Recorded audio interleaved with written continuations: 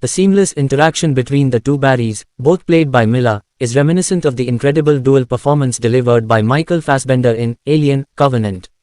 The shots capturing the presence of both Barrys even incorporate a subtle handheld shakiness, adding a touch of authenticity. Within moments, you'll find yourself absorbed in the characters and their journeys, focusing not on the fact that it's one actor playing both roles, but rather on the depth and nuance Miller brings to each incarnation of the character. With each scene, The Flash captivates audiences with its compelling exploration of duality, growth, and self-discovery. It invites viewer to witness the evolution of Barry Allen as he navigates through shifting timelines, making us forget the limitations of reality and immersing us in a captivating journey of self-realization. In a twist of fate, Barry, and Bruce come to believe that the imprisoned Superman in this universe is actually Kara Zor-El, Kal-El's cousin, known as Supergirl. They venture to a Siberian prison run by Russian mercenaries to rescue Superman, only to discover that the superhero they were seeking is a powerful female ally. Played by Sasha Calle, Supergirl sports a modified pixie cut and exudes a captivating intensity. While the whereabouts of the original Superman remain unknown, Supergirl proves to be a formidable force who can confront General Zod and his invading army. The film's extensive referencing of the Back to the Future films goes beyond a mere running gag during this climactic battle. It draws parallels to the ending of the second, BTTF, movie, where teenage Marty McFly, portrayed by Michael J. Fox in Our Reality and Eric Stoltz in Barry's Reality, must attend the same prom as in the original, BTTF, while avoiding a potentially disruptive encounter with his past self. The Flash employs a similar concept, intertwining timelines and the repercussions of altering history. The movie's decision to reshape the events of Zod's attack echoes the thematic exploration of BTTF and showcases the intricate interplay of time travel elements. However, the choices made regarding which elements of the real world's history to preserve or erase, including certain superheroes from the DCEU, might strike some as peculiar. The film's logic behind these alterations remains intriguing, leaving audiences curious about the reasoning behind preserving certain cultural touchstones while reshaping others. This contemplation connects The Flash to Mary Shelley's seminal work, Frankenstein, or the modern Prometheus, which cautioned against the perils of using science to mimic God or challenge the forces of nature. The story's Prometheus figure ultimately learns the importance of relinquishing illusions rather than persisting on a destructive path. The Flash presents an intriguing dilemma. Will it heed Shelley's warning, opting for a more introspective approach, or will it succumb to the desires of the hero and the wish-fulfillment fantasies often embraced by superhero films? Even the first two Superman films starring Christopher Reeve lean towards wish fulfillment, allowing Superman to turn back time in the first film and erasing Lois' knowledge of his secret identity with a kiss in the second. The Flash deserves recognition for navigating this delicate balance, offering a somewhat hopeful ending while still exploring the philosophical and scientific quandaries it raises throughout the narrative. Unfortunately, the film has a conflicting tendency that undermines its potential. While skillfully translating Shelley's concerns into contemporary comic book terms, it relies heavily on callbacks and fan service to various versions of heroes and villains from previous films, TV shows, and comics. In the grand narrative of the DC Extended Universe, DCEU, the epic clash between Superman and General Zod in Man of Steel stands as a pivotal moment, shaping the characters and the interconnected web of films in the series. The aftermath of that cataclysmic battle reverberated through subsequent stories, most notably in Batman vs. Superman: Dawn of Justice.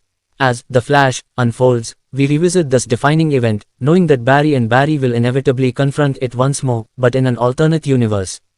And true to expectation, Zod returns, accompanied by his formidable team, Scarab starships, armored shock troopers, and the ominous World Engine. However, there is no Justice League to assemble and stand against this formidable threat. Instead, there is only one hero, the Dark Knight himself. But this isn't Ben Affleck's weathered, Frank Miller-inspired Batman, it's the version portrayed by Michael Keaton in Tim Burton's iconic films of the 1980s. Yet, time has taken its toll, and Keaton's Batman is now older, wearier, and even more estranged from the society he watches over. As the matured incarnation of Burton's Batman, an amalgamation of Bruce Wayne and the reclusive Howard Hughes, Keaton delivers a subtle and nuanced performance. Keaton's portrayal adds a layer of freshness to a narrative that leans on familiar situations, and his understated approach provides a counterbalance to Ezra Miller's energetic and brash take on Barry Allen. Like a shock absorber, Keaton's acting smooths the ride without impeding its momentum, allowing audiences to embrace Miller's dynamic presence more easily. The Flash capitalizes on Keaton's seasoned interpretation, injecting a sense of gravitas and introspection into the story. His performance enriches the film's themes and resonates with audiences, reminding us of the enduring power of the Batman legacy. As we witness the interactions between Barry and the aged Batman, we are drawn into a world where time and experience shape the heroes we admire, offering a unique perspective on heroism and the weight of their choices. In this way, The Flash weaves together the threads of nostalgia and evolution, honoring the past while charting a new path forward. Keaton's masterful portrayal embodies this delicate balance, contributing to the film's overall resonance and injecting a sense of poignancy into the story.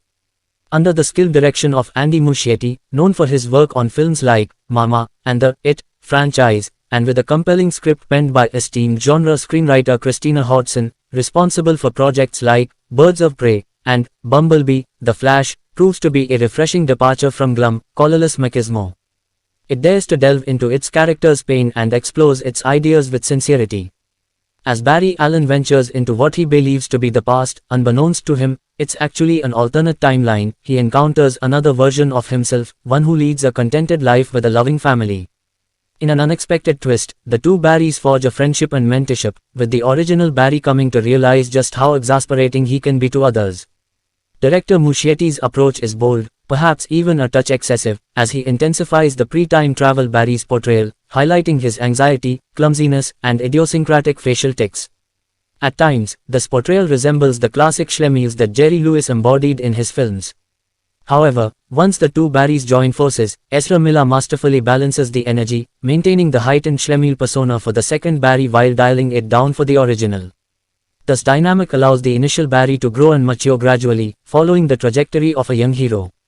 The Flash truly shines during these mirror image duets, showcasing its most impressive visual effects. This appears to serve the purpose of promoting Warner Bros. Intellectual properties and eliciting recognition from the audience. The repetition of Batman, Superman, Flash, and other familiar names seems to be done without a deeper narrative purpose. This countervailing tendency detracts from the film's best qualities.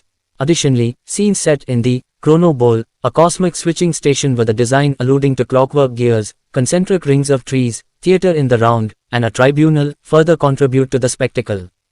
The Flash presents both thought-provoking elements and indulgent fan service, making for a mixed experience. While it manages to maintain a balance between its philosophical exploration and audience expectations, the film's reliance on callbacks and references sometimes overshadows its more substantial themes. The Flash faces criticism for its utilization of CGI technology to recreate other-age actors who played iconic DC characters in previous adaptations. Rather than finding a subtle and tasteful approach, the film relies on CGI scans or reconstructions that result in vaguely three-dimensional but uncanny representations, akin to Madame Tussauds wax figures combined with audio animatronic puppets. This approach has been previously seen in films like Star Wars, Rogue One, where Peter Cushing's character was reanimated, or in The Mandalorian, with the aged Mark Hamill.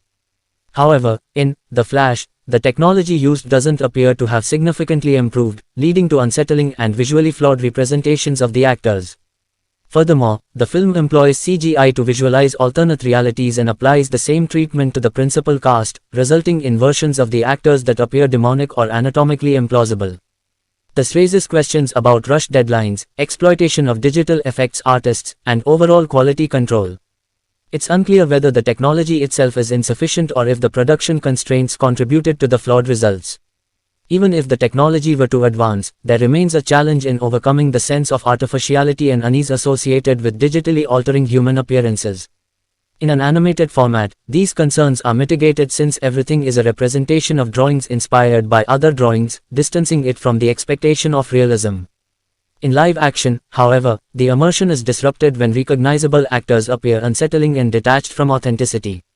It's unfortunate that The Flash faces these technical shortcomings because there are commendable aspects to the film.